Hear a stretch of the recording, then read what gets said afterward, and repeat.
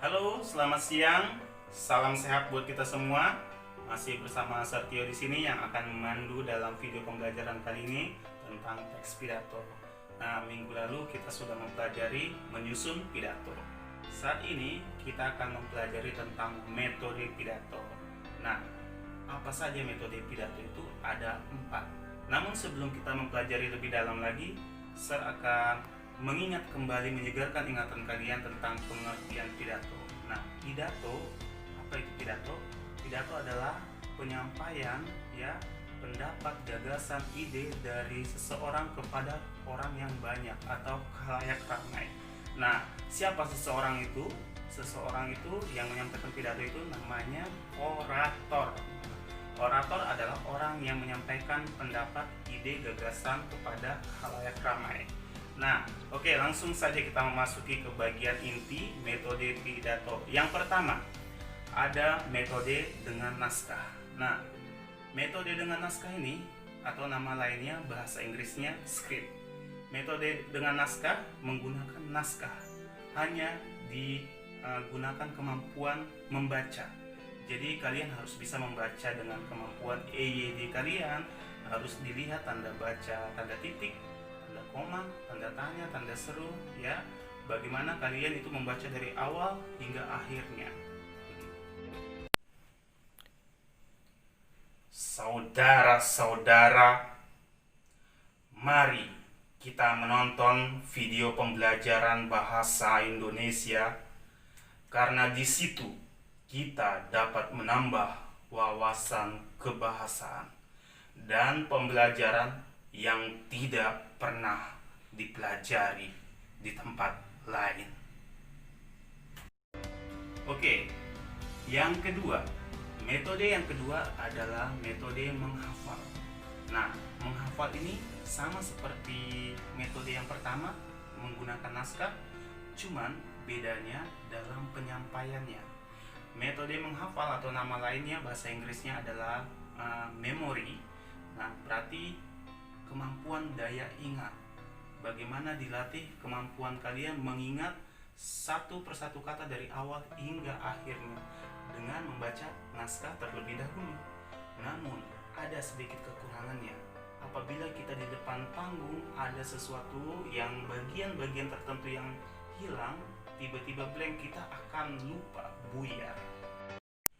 Dalam pembelajaran bahasa Indonesia, kita harus serius dan menyimak video dengan saksama.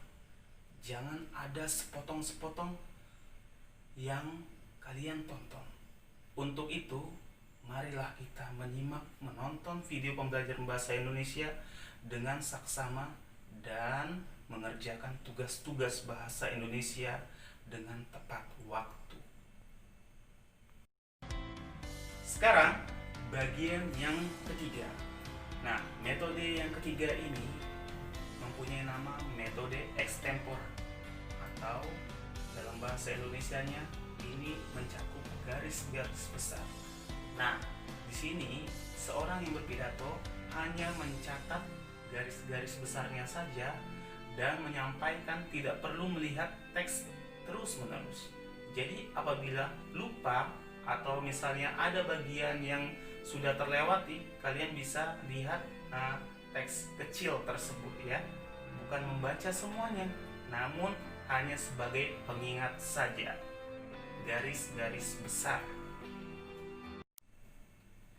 Hadirin yang saya muliakan, dalam pembelajaran jarak jauh ini kita dituntut untuk beradaptasi bersama dengan situasi kondisi. Terlebih kondisi saat ini pandemi COVID-19. Guru dan siswa dituntut untuk bisa menyesuaikan metode pembelajarannya. Dan yang saat ini cocok adalah metode pembelajaran jarak jauh. Untuk itu, mari kita tonton video pembelajaran bahasa Indonesia dengan saksama dan kalian juga bisa memahami video pembelajaran bahasa Indonesia tersebut.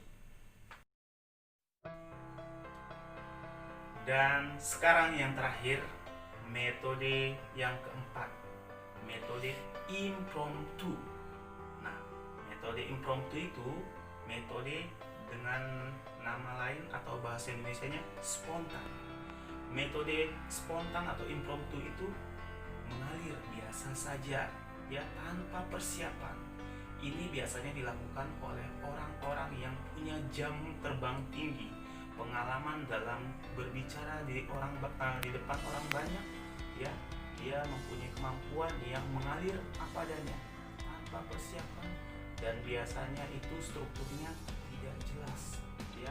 Tidak tahu kita di mana struktur pembuka, isi, penutup, dan itu mengalir begitu saja. Saudara-saudara, mari kita sukseskan proses pembelajaran jarak jauh agar tercapai tujuan pendidikan. Untuk itu, anak-anakku sekalian, kalian harus menyimak video pembelajaran bahasa Indonesia dengan saksama dan juga memahami video pembelajaran tersebut. Apabila ada pertanyaan, silahkan kalian berkomentar. Sekian, terima kasih. Nah, itu dia anak-anakku keempat metode dalam berpidato. Sekarang, yang mana menurut kalian yang paling mudah digunakan cara metode berpidatonya? Apakah yang pertama dengan skrip naskah, atau yang spontan, ya, mungkin kalian lebih tertantang lagi, tidak ada persiapan. Nah, tentunya yang spontan itu akan diapresiasi apabila kalian itu lancar dalam penyampaiannya. Nah, itu tergantung kriteria dalam diri kalian masing-masing. Oke, cukup sekian pembelajaran kali ini tentang metode berpidato. Sampai di sini pertemuan kita, dan sampai jumpa di video pembelajaran selanjutnya. Salam sehat.